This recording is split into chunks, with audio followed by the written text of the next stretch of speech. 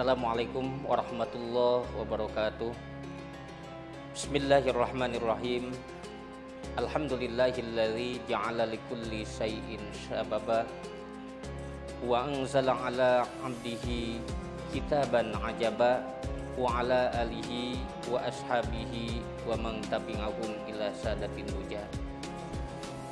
Ma'asyiral muslimin rahimakumullah. Salah satu keutamaan bulan Ramadan, di bulan Ramadan adalah diturunkannya Al-Quran.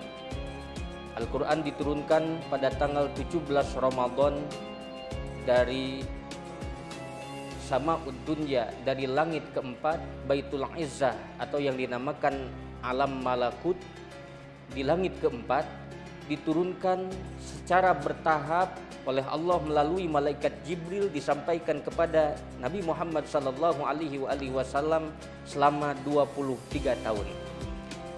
Ayat yang paling pertama kali diturunkan adalah surat Al-Alaq dari 1 sampai 5. A'udzubillahi minasyaitonirrajim. Iqra bismi rabbikal ladzi khalaq, khalaqal insana min 'alaq. Iqra wa rabbukal akram alladzi 'allama bil qalam. Al-ayat. Asbabun nuzul, ayat 1 sampai 5 surat Al-Alaq ini diturunkan. Dalam tafsir Ibnu Katsir dijelaskan ketika Rasulullah sedang berkhalwat di Gua Hira. Tiba-tiba datanglah malaikat Jibril. Kemudian berkata malaikat Jibril kepada Nabi Muhammad, "Iqra, bacalah." Rasulullah menjawab, "Ma'ana biqori, aku tidak bisa membaca." "Iqra, bacalah." "Ma'ana biqori, aku tidak bisa membaca." Sampai 3 kali. Bahkan dalam tafsir Ibnu Katsir dijelaskan sampai di dekap Rasulullah Shallallahu Alaihi Wasallam hingga agak tersendak napasnya. Baru untuk ketiga kalinya, "Iqra bismi rabbikal ladzi khalaq." Bacalah olehmu Muhammad dengan menyebut nama Tuhanmu. Melihat sejarah diturunkannya Al-Quran ini, para ahli mufassir menggalinya dan mendapatkan di antaranya ada 2 keanehan. Dari peristiwa tersebut ada 2 keanehan. Yang pertama, baginda Rasulullah Shallallahu Alaihi Wasallam disuruh membaca oleh malaikat Jibril, padahal baginda Nabi, "Ma'ana biqori, aku tidak bisa membaca." Nabi Muhammad tidak bisa membaca, tapi diperintah membaca oleh malaikat Jibril. Yang kedua keanehannya, malaikat Jibril menyuruh membaca kepada baginda Nabi, tapi tidak jelas apa yang harus dibaca. Maka para ahli tafsir menggali ini dengan makna filosofis yang sangat dalam sekali.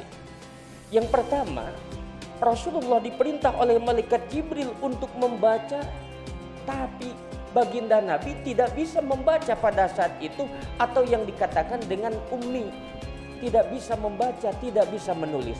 Hikmahnya, Al-Quran diturunkan kepada Nabi Muhammad yang pada saat itu tidak bisa membaca, tidak bisa menulis. Ini adalah salah satu legalitas akan keotentikan, akan kemurnian Al-Quran. Kalau seandainya Al-Quran diturunkan kepada seseorang yang sudah bisa membaca, sudah bisa menulis, sudah pintar, sudah bisa membaca peradaban yang ada pada saat itu, mungkin akan timbul keraguan-raguan dalam diri kita bahwa Al-Quran sudah dirubah. Al-Quran bukan buatan Allah, buatan manusia, karena diturunkan kepada orang yang sudah pandai, pintar, bisa membaca dan bisa menulis. Tetapi ini Al-Quran diturunkan oleh Allah kepada Nabi Muhammad yang pada saat itu tidak bisa membaca, tidak bisa menulis. Lalu tiba-tiba ada Al-Quran yang begitu sangat indah dilihat dari berbagai macam aspek dan segi. Maka ini mengindikasikan keanehan yang luar biasa yang apabila timbul dari seorang nabi, namanya mukjizat. Al-Quran oleh Allah Subhanahu wa taala diturunkan kepada Nabi Muhammad yang pada saat itu belum bisa membaca, belum bisa menulis, bisa dibisakan oleh Allah, pandai dipandaikan oleh Allah, diturunkan Al-Quran 114 surat 30 juz, maka ini adalah keindahan dan keanehan, kemu'jizatan yang sangat luar biasa. Kalau seandainya kita ragu akan kemurnian Al-Quran, maka Allah menantang dalam Al-Quran, wa in kuntum fi raibin mimma nazzalna ala abdina fa'tu bi suratin min misli wad'u syuhada'akum min dunillahi in kuntum shadiqin. Kalau kalian ragu akan kemurnian Al-Quran, wad'u syuhada'akum min dunillah, datangkanlah dari kalian siapa yang mampu, profesor sekalipun, untuk merubah Al-Quran, untuk membuat Al-Quran. In kuntum shadiqin, kalau kalian orang-orang yang benar.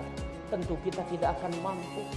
Jangankan membuat Al-Quran, menciptakan Al-Quran, mengkajinya saja tidak cukup waktu yang sebentar.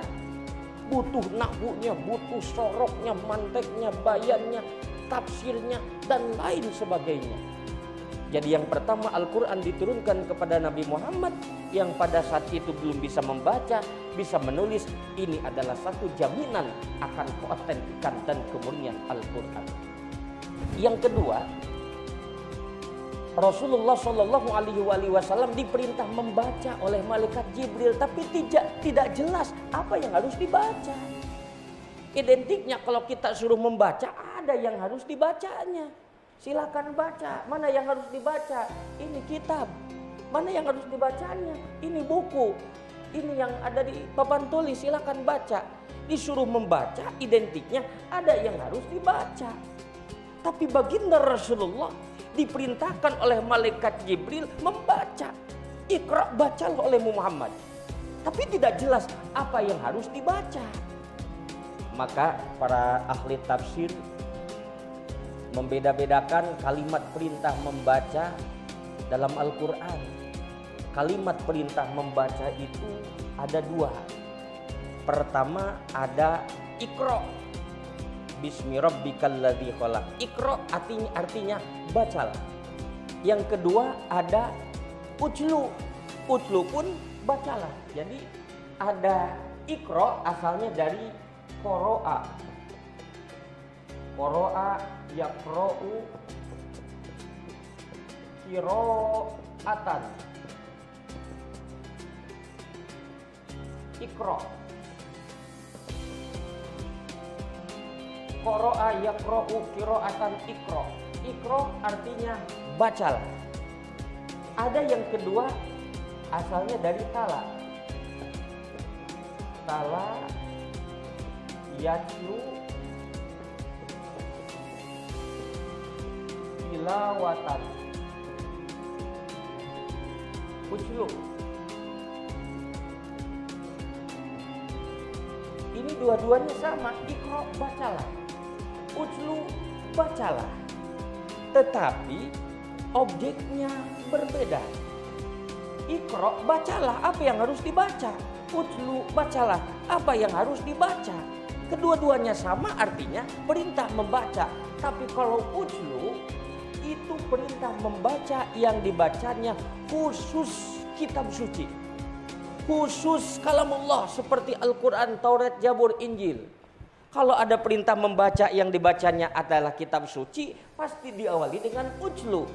Dalam surah Al-Ankabut ayat 45, Allah berfirman, utlu ma uhiya ilaika minal kitab aqimis shalah inna sholata tanha 'anil fahsya'i wal munkar. Utlu ma uhiya, bacalah olehmu uhiya yang telah diwahyukan minal kitabi, dari kitab, dari Al-Quran. Jadi baca, kalimatnya utlu, dan kesananya adalah ma uhiya ilaika minal kitab.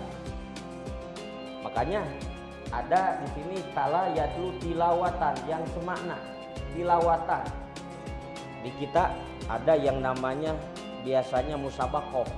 Kalau MTQ itu musabakoh tilawatil Quran. Gemak musabakoh membaca Al-Quran. Bukan musabakoh qiraatil Quran, tapi tilawatil Quran. Karena bahasa utlu itu diprioritaskan, diperuntukkan objeknya untuk Al-Quran. Sedangkan Iqra, seperti dalam surat Al-Alaq ayat 1, Allah memerintahkan Iqra, membaca kepada baginda Nabi. Tetapi apa yang harus dibaca? Maka Iqra ini yang harus dibaca bukan hanya ayat yang tersurat, tapi yang harus dibaca itu adalah sekaligus ayat yang tersirat. Bukan hanya ayat yang qauliyah, tapi sekaligus ayat yang kauniyah. Bukan hanya ayat yang terucap, tapi sekaligus ayat yang tercipta. Baca segala macam yang ada di alam dunia ini. Langit baca, gunung baca, maka muncullah ilmu vulkanologi. Cuaca baca, mendung, panas baca, muncullah ilmu geofisika. Apa yang ada di alam dunia ini baca. Kita ngelemparin barang ke atas, turun lagi ke bawah, muncul ilmu gravitasi. Tata surya, gunung, matahari, bulan, bintang, baca. Muncullah ilmu astronomi. Segala macam yang ada di alam dunia ini, Iqra, bacalah. Iqra baca. Membaca itu memunculkan berpikir. Setiap orang yang membaca, maka dia akan berpikir. Jadi membaca itu adalah berpikir. Orang yang berpikir namanya mutafakir, ahli fikir. Pekerjaan orang yang berpikir adalah tafakur. Yang diolah daripada tafakur adalah akliyah, akal. Hasil daripada membaca adalah ilmu. Kalau kita sudah punya ilmu, maka insya Allah akan pinter, mujur. Kalau pinter mujur, negara akan maju. Jadi sekali lagi Iqra, bacalah. Membaca itu adalah berpikir. Membaca berarti berpikir. Berpikir. Berpikir itu adalah namanya tafakur. Tafakur. Pekerjaan orang yang tafakur namanya adalah mutafakir. Mutafakir atau ahli fikir. Ahli fikir yang diolahnya adalah akliyah, akal. Hasil daripada mengolah akal, berpikir adalah ilmu. Kalau kita sudah punya ilmu, maka akan pinter. Kalau pinter, orang yang pinter mujur. Kalau udah mujur, maju. Jadi kalau kita hidup pengen maju harus mujur. Caranya mujur ya harus pinter. Supaya jadi orang yang pinter harus punya ilmu. Bagaimana caranya punya ilmu? Harus mengolah akliyah, mengolah akal. Bagaimana caranya? Jadi ahli fikir, mutafakir, selalu berpikir, bertafakur. Bagaimana caranya bertafakur? Iqra, baca segala macam yang ada di alam dunia ini. Tetapi apakah cukup dengan Iqra, baca saja? Oh, tidak cukup. Harus Iqra bismi rabbikal ladzi khalaq. Baca, tetapi baca bismi rabbikal ladzi khalaq, dengan menyebut nama Tuhan yang telah menciptakanmu. Iqra, bacalah dengan menyebut nama Tuhan. Itu artinya zikir. Jadi tidak hanya cukup kita menjadi ahli fikir, ahli tafakur yang sering membaca, tetapi harus diiringi dengan zikir. Bismi rabbikal ladzi khalaq itu zikir. Orang yang zikir namanya ahli zikir. Ahli zikir. Pekerjaan ahli zikir adalah tazakur. Jadi zikir. Zikir. Orang yang zikir namanya zakir atau ahli zikir. Pekerjaannya adalah tazakur.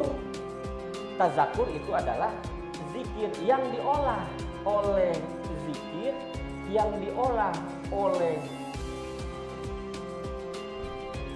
ketika kita tazakur adalah qalbiyah. Qalbiyah itu adalah hati. Hasil daripada zikir mengolah qalbiyah, hasilnya adalah iman. Kalau kita sudah punya iman, maka insya Allah akan benar. Karena dalam hatinya iman. Benar, jujur. Kalau sudah jujur, insya Allah segala macam bakalan aman. Jadi kalau pengen aman, orang-orangnya harus jujur. Caranya supaya jujur, ya harus benar. Biar benar bagaimana? Punya iman. Untuk supaya punya iman, harus mengolah qalbiyah, hati. Bagaimana caranya? Tazakur, menjadi orang yang ahli zikir. Jadi zikir, mikir, zakir, mutafakir, tazakur, tafakur, qalbiyah, akliyah, iman, ilmu, benar, jujur, aman, maju. Kalau negara kita pengen aman, harus jujur. Kalau pengen maju, harus mujur. Caranya supaya jujur, orang-orangnya harus benar. Kalau supaya mujur, harus pinter orang-orangnya. Bagaimana caranya supaya pinter? Harus nyari ilmu. Bagaimana supaya benar? Harus punya iman. Supaya punya iman, bagaimana caranya? Harus mengolah qalbiyah. Supaya punya ilmu, bagaimana caranya? Harus mengolah akliyah. Bagaimana cara mengolah akliyah? Harus sering berpikir, tafakur, sering membaca. Bagaimana caranya supaya kita dapat iman? Harus mengolah qalbiyah. Bagaimana caranya? Sering tazakkur, mengingat Allah Subhanahu wa ta'ala. Jadi, ma'asyiral muslimin rahimakumullah, dari kajian ini kita bisa membaca Iqra bismi rabbikal ladzi khalaq, nuzulul Quran. Ayat Iqra bismi rabbikal ladzi khalaq adalah perintah kepada kita untuk menjadi orang yang ahli fikir, segala sesuatu baca, tetapi sekaligus juga bismi rabbikal ladzi khalaq menyuruh kita, memerintahkan kita untuk menjadi orang yang ahli zikir. Kalau misalnya kita orang-orang sudah zikir, selalu mengingat Allah, aman. Contoh dulu zaman Khalifah Umar bin Khattab, ada seorang pengembala kambing yang kambingnya begitu banyak, luar biasa. Dia hanya seorang pengembala. Kemudian tiba-tiba datanglah Sayyidina Umar bin Khattab, datang kepada pengembala tersebut dengan menanggalkan pakaian kekhalifahannya, kepresidenannya, menggunakan pakaian rakyat, sehingga orang-orang tidak kenal, bahkan pengembala kambing tersebut pun tidak kenal. Datanglah Sayyidina Umar sebagai khalifah kepada pengembala tersebut. Hei pengembala kambing, ya ada apa tuan? Kamu pengen punya duit banyak? Wah, saya dari dulu ngarep-ngarep banget punya duit banyak. Pengen punya duit yang nolnya banyak, berjubel-jebul. Tapi ya bagaimana, saya hanya sekadar pengembala kambing. Kata Sayyidina Umar, gampang. Kalau ente pengen punya duit banyak, nolnya berjubel-jubel, gampang. Jual itu kambing. Jual ke saya, jual. Kagak bakalan ada yang tahu. Waduh, maaf tuan, saya kagak berani. Kenapa gak berani? Apakah kamu takut? Tidak tuan, saya tidak takut. Apakah kamu ngeri dengan tuanmu nanti takut ketahuan? Gak bakalan ketahuan tuan. Ini kambingnya pun banyak, ratusan, saya jual 1 sampai 10, gak bakalan tahu tuan saya. Beranaknya juga tiap hari. Lalu kenapa kamu tidak mau menjual? Padahal itu bisa menyebabkan kamu dapat uang. Apa jawab sang pengembala tersebut? Karena sang pengembala tersebut, walaupun ia miskin hanya seorang pengembala, tetapi senantiasa dalam hatinya selalu diolah untuk selalu berzikir kepada Allah. Qalbiyahnya selalu mengingat kepada Allah Subhanahu wa ta'ala. Begitu hebat jawabannya. Aku tidak takut kepada tuanku, tetapi walaupun tuanku tidak mengetahui aku menjual domba 1, 2, 3, Allah melihatku. Allah mengetahui perbuatanku. Mana mungkin aku akan membohongi Allah Subhanahu wa ta'ala. Jadi kalau sudah tertanam dalam hati, dalam qalbiyahnya, keimanan akan benar, jujur, dan aman. Ma'asyiral muslimin rahimakumullah. Jadi kesimpulan pada kuliah Ramadan kali ini, Al-Quran diturunkan pertama kepada Nabi Muhammad, sedangkan Nabi Muhammad tidak bisa membaca, tidak bisa menulis. Itu adalah satu pertanda akan keotentikan, dijamin oleh Allah kemurnian Al-Quran. Yang kedua, Nabi Muhammad diperintah membaca, tapi tidak jelas apa yang harus dibaca, karena makna daripada Iqra luas sekali. Yang dibaca bukan hanya Al-Quran, tapi seluruh yang ada di alam dunia ini. Baca, dan bukan hanya membaca Bismi Rabbikal ladzi khalaq, dengan selalu berzikir kepada Allah Subhanahu wa taala. Insyaallah mudah-mudahan bermanfaat. Waalaikumsalam warahmatullahi wabarakatuh.